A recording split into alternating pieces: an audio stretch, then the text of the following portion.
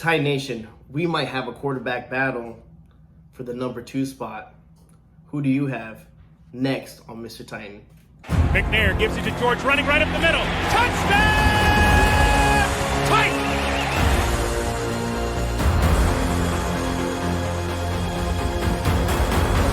There are no flags on the field! It's a miracle! The safety, now you're one-on-one with it. Shows why he's the man! In trouble. Sack!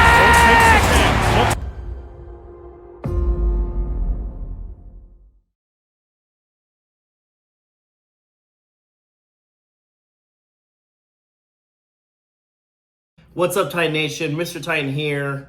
We have a great topic to talk about today. Again, thank you guys for joining. If you guys haven't checked out this channel, please check it out. Subscribe to the channel. Give it a thumbs up. Do whatever you need to do. Retweet this. Do whatever you want. Make this channel grow. I really do appreciate it. Just a couple things I need to get off my chest before I start doing the video, start talking about it. If you guys haven't heard, September 10th, home opener, Nashville, Hendersonville, the Rudder. It's going to be the second annual Mr. Titan event. If you guys are going, if you're going to the home opener, you're going to be there that weekend, you're locals, you live in Nashville, don't have anything to do Saturday, trust me, Mr. Titan is putting on a great show. Hopefully you guys can come out, have DJs, we got raffles, everything. It's going to be a really good time. Hopefully I can see you guys out there. It'll be really nice. Also, the Vince Young. If you guys want to win a Vince Young jersey, remember, I'll put the link down below. All you have to do is purchase any Mr. Titan merchandise. That could be a hoodie. That could be a shirt. Whatever you want.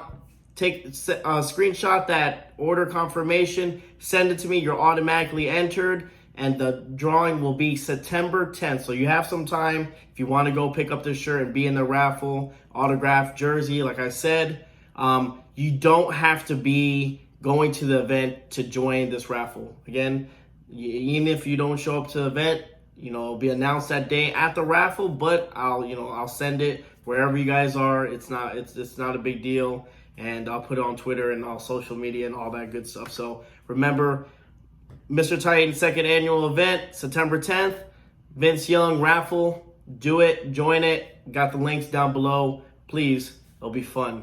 All right, now let's talk about the quarterback situation. Malik Willis and Logan Woodside, okay? I thought we had a backup QB already set. Logan Woodside's been with the team for a very long time. Seems like he's been most of the competition that has come from us signing other players and stuff like that. And apparently he's got, I don't know what he has against J-Rob or Mike Rabel, but he has it. He has that starting job. He understands the offense. He knows the playbook. I understand. But again, what we saw in the preseason had you scratching your head, I think, right? Because it had me scratching my head. But again, it's only the first preseason game. You can't jump to conclusions, go crazy, which a lot of people do. So let's pump the brakes, especially with the Malik Willis. Now, the Malik Willis, my initial reaction to how he played, he played like a rookie. And not in a bad way. He played like he was supposed to play. He had some good moments. He had some bad moments. There was times where he should have passed. There was times, he should have thrown the ball away. It happens. It's a progress. He's gonna be a project, and that's okay. That's fine. There's no need to rush him, to force him on the field. It's okay. That's why you keep him in these preseason games. Let him get comfortable. Let Mike Rabel build him the way he needs to be built, the way they want him to be built, and everything will be fine. The only thing was, Mike Rabel said that he sat him down just because he decided not to throw the ball and he was running the ball, which I understand. But again, Malik is going to go to his second nature. The thing he knows best is using his legs. Again, there is no doubt that Malik Willis is not skillful. The kid is, again, he has a hell of an arm. We saw him throw a deep pass to not McRath. Oh my God, you guys let me know. I forgot. It was one of the rookies that we had last year. But we saw him have a nice connection. We saw him use his legs. Saw his touchdown run. So he does have those skills. Now he just needs to be polished, and that's fine. And there's no problem with that and polishing up a player like that.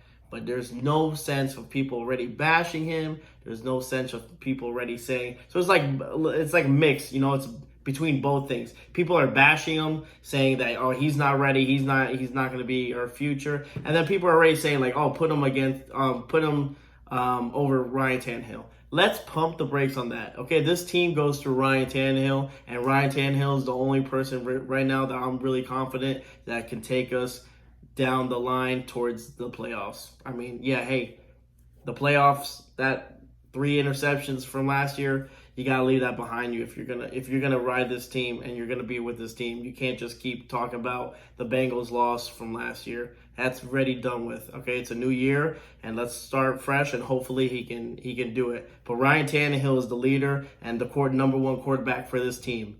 I'm not really confident with Ryan Tannehill goes down. You got Logan Woodside who played horrendous. Preseason, that one preseason game, or Malik Willis. Again, Malik Willis shows some signs of really good things in the future, and then you can tell why, okay, he still needs to be polished. The only thing I'm a little bit worried about Malik is that, Mike Vrabel's saying that he needs to be more of a pocket passer, Again, hiking the ball, took 2 seconds in the pocket and dipped, which I understand. It's the first NFL game. It kind of could have been nerves. Sometimes he didn't let the routes complete, which I understand. But we've heard this before, okay? And I'm not comparing them the two, but I mean there's a little bit of similarities. Marcus Mariota, Malik Willis. Again, they're both really, really athletic players, really good with their feet. Sometimes, I think Malik has a stronger arm than Marcus Mariota. But at times, the Titans wanted Marcus to be the pocket passer, and that's not his strength. That's not what he's good at. And, look what happened to Marcus at the end of the day. We all know.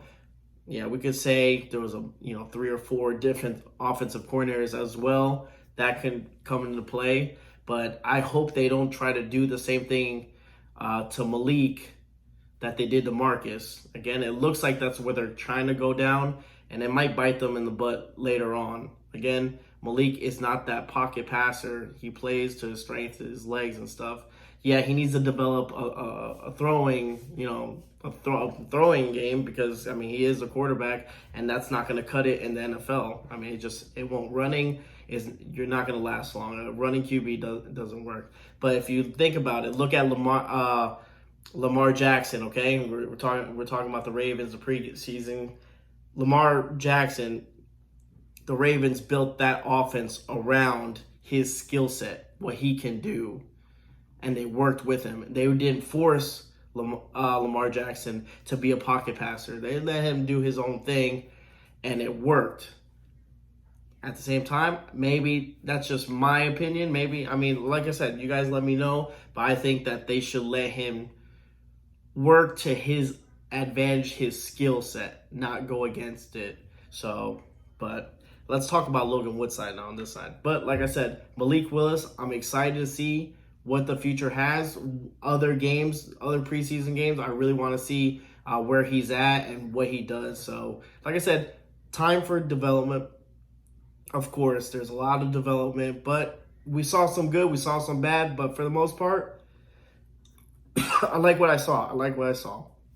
For a third rounder, it's not bad at all. Now we talk about Logan Woodside, right? I said, man, he knows the offense. He knows the playbook. He this and that. Well, he had no command whatsoever with that, with the offensive line and the offense in general. There was delay of games that he caused. Like I said, 2 picks that were really bad. Could have been miscommunication on a couple of them, but still, that you don't want to see that, especially, I mean, at least you can see that in the preseason, not in the regular season, but you still don't, you're not too confident if Ryan Tannehill goes down for neither, like I said, neither quarterback. Do I think that spot's open, that Malik Willis might have a chance to get, that second QB spot and be right behind Ryan Tannehill? Unfortunately, I still don't think so. I think Logan Woodside would really, really have to mess all the preseason games really bad to actually lose that spot. I still think Mike Rabel has confidence in Logan Woodside, and I still think that Mike Rabel is going to have Logan Woodside that's backing up Ryan Tannehill after the preseason. People might get upset, but that's just my gut feeling. I mean, they kept him on the team for a reason, and he's been long enough, which, I understand people should be like, well, it kind of is time to go, but at this moment right now, he really would have to piss it down the drain for Malik Willis to come up and be that second starter. Again, like I said, Malik still has a lot of development in his game, even though we didn't see too much of Logan Woodside doing absolutely anything out of this world. But I feel like they have more confidence in a Logan Woodside, even though it's just one game. Again, both. That's the thing. You can't judge both quarterbacks just off the bat of just one preseason game, And that's one thing I try not to be too harsh, and I try to be as optimistic as possible because, again, they still have chances to improve and develop, and anyone could have one bad game, So it might have been Logan's Woodside's day, It just didn't do good. So we'll see. But I do think that Logan Woodside really would have to lose that job himself. But I think that the Titans are already secured in having him as the number 2 backup QB after Ryan Tannehill. But let me know, guys, down below. What do you guys think? What do you think of Malik Willis? Are you excited? Are you happy? I'm really excited to see the future what this kid has. Again, being a third rounder, it's a nice little pickup. So we don't have to go too crazy. I feel like he should sit down the year, take as much reps, take as much time to develop under Ryan Tannehill. Also, maybe come in a game or two when we're blowing out the Jags, and just get some reps and get some practice, and that's all he can do, and hopefully get better, learn, and develop. And that's all you can ask for him. Like I said, for a rookie, people are asking too much or putting too much pressure on him, and it just doesn't make sense. I mean, it's gonna happen. I mean, no one just comes in here and just goes crazy. Look, Patrick Mahomes, was under Alex Smith for a year before he started. So, let's pump the brakes on that, guys, okay? But, again, thank you guys so much for watching. There's going to be a couple more videos. I'm going to be doing some training camp videos that when I was at training camp. There's going to be a new series called Titans Around the World. It's going to premiere soon, so be on the lookout for that. Remember, hit that bell for notifications, and always tighten up. Let's go.